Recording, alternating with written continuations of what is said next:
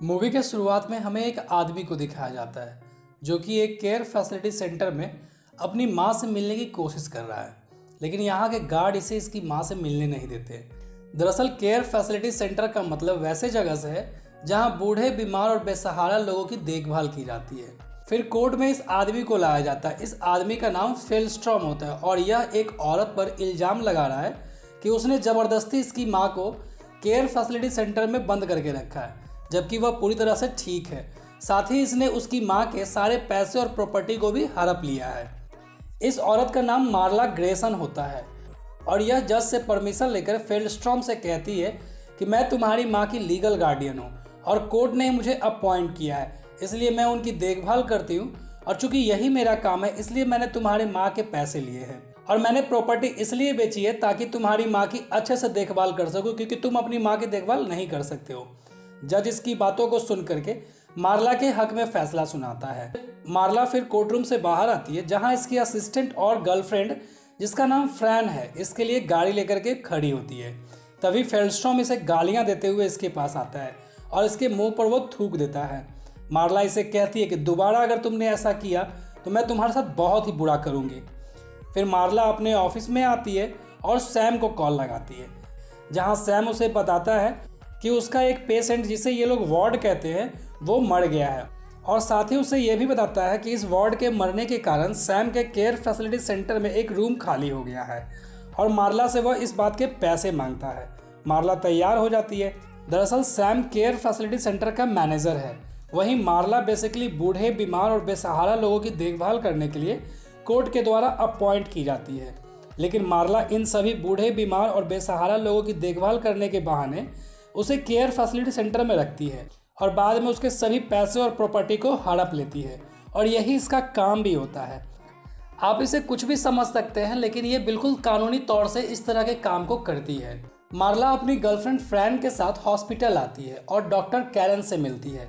Marla doctor से पूछती है कि क्या कोई हमारे काम का है, तो डॉक्टर उसे बोलती है कि हाँ, और वह बहुत ही पैसे वाली है, लेकिन साथ ही साथ वो भी मार्ला से पैसों की मांग करती है। मार्ला और फ्रैन मान जाते हैं और डॉक्टर उसे एक पेशेंट की फाइल देती है और बताती है कि इसका नाम जेनिफर पीटरसन है और इसकी कोई भी फैमिली नहीं है और इसकी हालत बहुत ही ख़राब है। इसे मेमोरी लॉस की भी प्रॉब्लम है और इसके पास पैसे भी काफ़ी है। मार्ला और फ्रैन ये सुन करके काफ़ी खुश होते हैं क्योंकि इन्हें एक मोटी आसामी मिलने वाली है। यहाँ मार्ला और डॉक्टर के बीच में भी साठगांठ होती है, जहाँ पर डॉक्टर उसे बूढ़े, बीमार और बेसहारा लोगों के बारे में बताते हैं और फिर डॉक्टर कोर्ट के पास उसकी देखभाल करने के लिए किसी गार्डियन को नियुक्त करने की सिफारिश करती है, क्योंकि वो लोग अपने देखभाल को खुद नहीं कर सकते हैं और कोर्ट मार्ला जैसे लोगों को यहाँ पर अपॉइंट करता है और इसी तरह से ये लोग पैसा बनाते हैं। फिर फ्रैन जेनिफर की जासूसी करती है और उसके बारे में पूरी जानकारी निकालती है और यह बात मार्ला को बताती है। फिर मार्ला डॉक्टर कैरन को फ़ोन लगाती है और उसे जेनिफर पीटरसन के लिए कोर्ट में सिफारिश करने के लिए बोलती है। फिर कोर्ट जेनिफर की देखभाल करने के लिए मार्ला को लीगल गार्डियन के रूप में अपॉइंट कर देता है। फिर मार्ला जेनिफर के घर पे पहुंचती है और जेनिफर को बोलती है कि अब से वह केयर फैसिलिटी सेंटर में ही रहेगी और वह उसकी अब से लीगल गार्डियन है और वही उसकी देखभाल करेगी। जेनिफर कहती है कि मुझे किसी गार्डियन की ज़रूरत नहीं है और इसके साथ चलने से मना कर देती है। तभी मार्ला कहती है कि यह कोर्ट का ऑर्डर है और इसलिए तुम्हें मेरे साथ चलना ही होगा। अगर तुम्हें कोई शिकायत है तो तुम कोर्ट के पास जाओ। जेनिफर को फिर मार्ला और पुलिस केयर फैसिलिटी सेंटर में ले आते हैं और सैम उसे यहाँ एक कमरे में लाता है। मार्ला जेनिफर को कहती है कि अगर तुम्हें कुछ भी ज़रूरत हो तो तुम मुझे कॉल कर सकती हो और इसके सेलफोन में अपना नंबर स्टोर कर देती है, लेकिन इसका मोबाइल लेकर के तुरंत ही केयर फैसिलिटी सेंटर वाले को दे देती है, यानी कि जेनिफर यहाँ किसी को भी कांटेक्ट नहीं कर सकती है। फिर मार्ला और फ्रैन जेनिफर के घर के सारे सामानों की नीलामी कर देती है। इसी बीच जेनिफर यहाँ से निकलने की कोशिश करती है, लेकिन उसे केयर सेंटर वाले निकलने नहीं देते हैं। मार्ला को जेनिफर के घर के कवर्ड में से एक चाबी मिलती है। फिर मार्ला जेनिफर के बैंक पहुँचती है और वहाँ उसके सारे पैसे निकाल लेती है और साथ ही उसके सेफ्टी डिपॉजिट बॉक्स के बारे में पूछती है, जिसकी चाबी इसके पास है। दरअसल बैंक वाले भी इसे रोक नहीं सकते क्योंकि यह जेनिफर की लीगल गार्डियन है और कोर्ट ने उसे अपॉइंट किया है। मार्ला को फिर जेनिफर के लॉकर में रखे किताब में से एक एनवेलप मिलता है जिसमें बहुत सारे डायमंड रखे होते हैं। इधर फ्रैन जेनिफर के घर को पूरी तरह से पेंट करके उसको बदल देती है और बाहर में सेल का साइन बोर्ड भी लगा देती है। तभी जेनिफर के घर के पास एक टैक्सी आती है। इस टैक्सी ड्राइवर का नाम एलेक्सी है। एलेक्सी जेनिफर के घर में जाता है, लेकिन वहाँ जेनिफर नहीं मिलती है। तभी वह फ्रैन से पूछता है कि जेनिफर कहाँ पर है। तो फ्रैन उसे कहती है कि जेनिफर अब यहाँ नहीं रहती है। फिर एलेक्सी अपने बॉस के पास पहुँचता है। इसके बॉस का नाम रोमन है। एलेक्सी उसे बताता है कि जेनिफर अपने घर पर नहीं थी और उसके घर को भी पूरी तरह से बदला जा चुका है और बाहर में बेचने का भी साइन बोर्ड लगा था। रोमन इस पर काफ़ी गुस्सा होता है और उसे गोली मारने की धमकी देते हुए कहता है कि मैं अपनी माँ से बहुत प्यार करता हूँ और तुम मुझे अभी के अभी मेरी माँ को ढूंढ के लाओ। दरअसल रोमन एक रशियन माफिया होता है जो कि जेनिफर का बेटा भी है। इधर मार्ला फ्रैन को बताती है कि जेनिफर ने अपनी सारी चीज़ों का इंश्योरेंस करवाया है, लेकिन डायमंड्स का नहीं। तो फ्रैन उसे कहती है कि तुम उसे चुराने वाली हो। तो मार्ला कहती है कि नहीं, लेकिन मैं इसे कुछ दिन के लिए कहीं रख दूंगी और फिर देखते हैं क्या होता है। दरअसल मार्ला का प्लान ये होता है कि डायमंड का चूंकि कोई भी लिस्टिंग नहीं है, इसलिए कोई उसे ढूंढ नहीं सकता है। फिर रोमन के पास एलेक्सी आता है और रोमन को बताता है कि उसकी माँ को केयर फैसिलिटी सेंटर में रखा गया क्योंकि उसकी तबीयत खराब है, और ऐसा कोर्ट को बताया गया और कोर्ट ने मार्ला को उसका लीगल गार्डियन अपॉइंट किया है, जिससे कि मार्ला का उसकी माँ की प्रॉपर्टी और पैसों पे पूरा अख्तियार हो गया है। तो रोमन गुस्से से कहता है कि डीन को बुलाओ और मेरी माँ को कानूनी तौर से छुड़ा करके लाओ। दरअसल डीन इसका वकील होता है। अब डीन मार्ला के ऑफिस में आता है और उसे पैसे ऑफर करता है ताकि मार्ला जेनिफर को छोड़ दे। मार्ला यहाँ पर मना कर देती है और कहती है कि मुझे $5 मिलियन चाहिए, जिसे डीन नहीं मानता है। फिर डीन इसे धमकी देता है कि इससे तुम्हारी जान भी जा सकती है। मार्ला यहाँ पर मना कर देती है और डीन यहाँ से चला जाता है। मार्ला यहाँ से सीधे जेनिफर के पास पहुँचती है और उससे पूछती है कि आखिरकार तुम हो कौन। तो जेनिफर कहती है कि मैं तुम्हारी सबसे बड़ी गलती हूँ जिसे तुमने कर दी है, और अब वह तुम्हारे पीछे आएगा क्योंकि वह तुम्हें बिल्कुल भी छोड़ने वाला नहीं है। इससे अच्छा है कि तुम मुझे अभी के अभी छोड़ दो।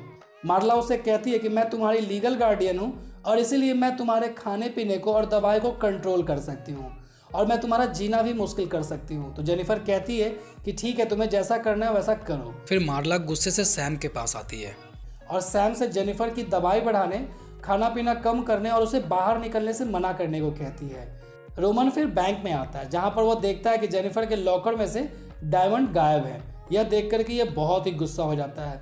फिर केयर फैसिलिटी सेंटर में रोमन के 3 आदमी घूमने का बहाना करके आते हैं। इनमें एलेक्सी भी होता है। फिर एलेक्सी सैम से कहता है कि उसके पिता की दोस्त यहीं रहती है और क्या मैं उससे हेलो कह सकता हूँ। सैम यहाँ पर मना कर देता है और मार्ला को कॉल लगाने लगता है। तभी एलेक्सी स्टन गन से सैम को बेहोश कर देता है और फिर जेनिफर के कमरे तक पहुँचता है, जहाँ गार्ड इन सभी को रोकने की कोशिश करते हैं और इन पर फायरिंग शुरू कर देते हैं। लेकिन एलेक्सी किसी तरह से यहाँ से जेनिफर को लेकर के बाहर निकलता है। तभी यहाँ पर मार्ला और फ्रैन भी पहुँच जाते हैं और एलेक्सी पर हमला कर देते हैं। पुलिस वाले भी यहाँ आ जाते हैं और एलेक्सी को पकड़ लेते हैं। इधर जेनिफर रोमन की तरफ भागने लगती है, लेकिन इसे भी केयर फैसिलिटी सेंटर वाले पकड़ करके वापस ले आते हैं। इसी बीच फ्रैन मार्ला को बताती है कि जेनिफर का असली नाम जेनिफर नहीं है, बल्कि उसने एक छोटी सी बच्ची जिसकी मौत 1949 में पोलियो से हो गई थी, उसकी पहचान चुरा करके रह रही है। फिर पुलिस स्टेशन में पुलिस मार्ला को बताती है कि एलेक्सी 2 रशियन माफिया में से एक का भाई है जो कि आग में मारे जा चुके थे, और इनमें से एक का नाम रोमन भी था। एक दिन जब मार्ला जिम में वर्कआउट कर रही होती है, तभी टीवी पर डॉक्टर कैरन की मौत की खबर आती है। डॉक्टर कैरन वही डॉक्टर है जिसने जेनिफर के बारे में कोर्ट से मार्ला के लिए सिफारिश की थी। फिर मार्ला भाग करके फ्रैन के पास आती है। फ्रैन उसे समझाने की कोशिश करती है कि हमें यहाँ से भागना चाहिए क्योंकि हम लोगों ने गलत आदमी के साथ पंगा ले लिया है, लेकिन मार्ला मना कर देती है और अपने ऑफिस में फ़ोन करके कुछ दिनों के लिए ऑफिस को बंद करने के लिए कहती है। फिर मार्ला जेनिफर के पास आती है तो जेनिफर उसे कहती है कि डॉक्टर केरन के बाद अगला नंबर तुम्हारा है, वह तुम्हें बिल्कुल भी नहीं छोड़ने वाला है। मार्ला जेनिफर को कहती है कि मैं कभी भी हार नहीं मानती और तुम मुझे हरा नहीं सकती, और बल्कि मैं तुम्हारा जीना मुश्किल कर दूंगी और तुम्हें बाकी की ज़िंदगी इसी केयर फैसिलिटी सेंटर में ही गुजारनी होगी। तभी जेनिफर उठती है और मार्ला पे हमला कर देती है। इस वीडियो को कोर्ट में दिखा करके मार्ला जज से कहती है कि जेनिफर की मेंटल कंडीशन ठीक नहीं है, इसलिए इसे दूसरे जगह साइकाट्रिक वार्ड में शिफ्ट करना होगा। जज मान जाता है और फिर जेनिफर को साइकाट्रिक वार्ड में शिफ्ट कर दिया जाता है। अब मार्ला और फ्रैन दूसरे जगह भागने की प्लानिंग कर रहे हैं। तभी इसके पास एक लड़की आती है और मार्ला को वो बेहोश कर देती है और इसे अपने साथ एक जगह पर ले आती है। इधर फ्रैन पर भी रोमन के आदमी लोग हमला करते हैं और उसे बेहोश करके गैस को ओपन कर देते हैं, ताकि इसकी मौत नेचुरल तरीके से हो। जब मार्ला को होश आता है तो उसके सामने रोमन होता है। रोमन उसे कहता है कि तुम मेरी माँ को छोड़ दो, और डायमंड्स के बारे में भी पूछता है, लेकिन मार्ला मना कर देती है। फिर रोमन उसे डराता है, लेकिन मार्ला उसे कहती है कि मुझे $10 मिलियन दे दो और मैं जेनिफर और डायमंड को तुम्हें दे दूंगी। रोमन कुछ भी नहीं कहता है और अपने आदमियों से मार्ला को मारने के लिए कहता है। फिर इसके लोग मार्ला को बेहोश कर देते हैं और इसे नाक के द्वारा शराब पिला देते हैं, और फिर इसे दूर सड़क पर गाड़ी को स्टार्ट करके छोड़ देते ताकि इसकी मौत बिल्कुल एक नेचुरल एक्सीडेंट लगे। मार्ला की गाड़ी एक झील में गिरने वाली ही होती है, तभी इसको होश आ जाता है, लेकिन यह गाड़ी झील में गिर जाती है। फिर मार्ला गाड़ी के शीशे को तोड़ करके यहाँ से बाहर निकलती है और एक गैस स्टेशन पे पहुँचती है, जहाँ पर वह कपड़े चेंज करके अपने घर पे चली आती है।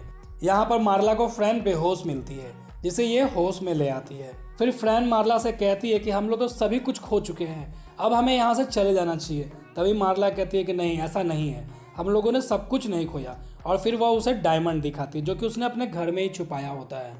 फिर मार्ला फ्रैन से कहती है कि हमारे पास 2 रास्ते हैं, या तो हम डायमंड लेकर के यहाँ से भाग जाएं और रोमन का इंतजार करें कि वो हमें कब मारे, या फिर हम लोग रोमन को मार दें और शांति की ज़िंदगी बड़े ही आराम से जिए। फ्रैन यहाँ पर दूसरा रास्ता अपनाती है और उससे पूछती है कि क्या तुम्हारे पास कोई प्लान है। तो मार्ला कहती है हाँ, और फिर ये लोग रोमन के गाड़ी के प्लेट नंबर के जरिए एक एड्रेस पर पहुँचते हैं। दरअसल मार्ला ने पहले ही गाड़ी नंबर नोट कर लिया था। फिर ये लोग रोमन के ड्राइवर के घर पे पहुँचते हैं, क्योंकि गाड़ी रोमन के ड्राइवर के नाम पे ही रजिस्टर होती है। फिर मार्ला और फ्रैन रोमन के गाड़ी का पीछा करते हुए रोमन के घर तक पहुँच जाते हैं। अब रोमन जब नीचे आता है और गाड़ी में बैठता है, तभी मार्ला यहाँ आकर के उसे बेहोश कर देती है और फिर इसे लेकर के एक सड़क पर पहुँचती है। फ्रैन भी इसके पीछे आती है। फिर ये दोनों रोमन के कपड़े उतार करके उसे नंगा करके सड़क पर लिटा देते हैं और इसकी गाड़ी में आग लगा देते हैं। अगले सुबह जब एक आदमी जॉगिंग कर रहा होता है तो वह रोमन को सड़क पर बेहोश देखता है और फिर वह हॉस्पिटल में कॉल लगा देता है। रोमन को अब हॉस्पिटल लाया जाता है, जहाँ पर वह बेहोश होता है, और जब रोमन की आंखें खुलती है तो वो देखता है कि सामने मार्ला बैठी है। मार्ला उसे कहती है कि जज ने तुम्हें जॉन डो का नाम दिया है क्योंकि तुम्हारी कोई भी असली पहचान नहीं है, और मुझे तुम्हारा लीगल गार्डियन अपॉइंट किया है, इसलिए मैं तुम्हारे साथ और तुम्हारे पैसों के साथ जो भी करना चाहूँ बिल्कुल कानूनी तौर से कर सकती हूँ। और फिर मार्ला वहाँ से चली जाती है। फिर से मार्ला एक दिन हॉस्पिटल में रोमन से मिलने आती है और रोमन से कहती है कि अपने घमंड को छोड़ो और मुझे $10 मिलियन दे करके ये कहानी यहीं पर ख़त्म करो। रोमन कहता है कि ठीक है, मैं तुम्हें $10 मिलियन दूंगा, लेकिन साथ ही मैं तुम्हें अपना बिजनेस पार्टनर भी बनाऊंगा। यहाँ पर मार्ला कहती है कि तुम ऐसा क्यों करोगे। तो रोमन कहता है कि मेरे पैसे और तुम्हारे स्किल से हम लोग $बिलियन बना सकते हैं। फिर रोमन मार्ला से कहता है कि जो काम तुम अभी छोटे लेवल पे कर रही हो वो हम लोग बहुत बड़ी कंपनियां बना करके बहुत जगहों पर करेंगे, और मैं तुम्हें अपनी कंपनी का CEO बनाऊंगा। मार्ला यह सुनकर के काफ़ी खुश होती है और इसके ऑफर को मान लेती है, और फिर मार्ला जेनिफर को छोड़ देती है जहाँ पर वो रोमन से मिलती है। वहीं दूसरी तरफ मार्ला और फ्रैन एक दूसरे से शादी कर लेते हैं। अब बहुत तेज़ी से मार्ला एक बहुत ही अमीर और सक्सेसफुल औरत बन चुकी है, और इसलिए इसका टीवी पे इंटरव्यू भी होता है। इंटरव्यू के बाद जब मार्ला बाहर निकलती है तो यहाँ पर फेल्स्ट्रॉम आता है। फेल्स्ट्रॉम वही आदमी है जिसे मूवी के शुरुआत में दिखाया गया था, और वह बंदूक दिखा करके मार्ला से कहता है कि तुम्हारी वजह से ही मेरी माँ मर चुकी है क्योंकि तुमने मुझे मेरी माँ से मिलने नहीं दिया, और तभी वह मार्ला को गोली मार देता है। फिर फेल्स्ट्रॉम को पुलिस अरेस्ट कर लेती है, लेकिन मार्ला की यहाँ पर फ्रैन के हाथों में ही मौत हो जाती है, और यह मूवी मार्ला के मौत के साथ ही खत्म हो जाती है। दोस्तों, मूवी का नाम आई केयर अ लॉट है क्योंकि मार्ला जो है केयर करने के बहाने लोगों को लूटने का काम करती थी, और यह मूवी 2021 में ही रिलीज हुई है और IMDb ने इसको 6.2 की रेटिंग दी है। तो दोस्तों, कैसा लगा यह मूवी और कैसा लगा मेरा एक्सप्लेनेशन, आप कमेंट करके मुझे ज़रूर बताएं, और मेरे वीडियो को लाइक और अपने दोस्तों में शेयर ज़रूर करें। साथ ही मेरे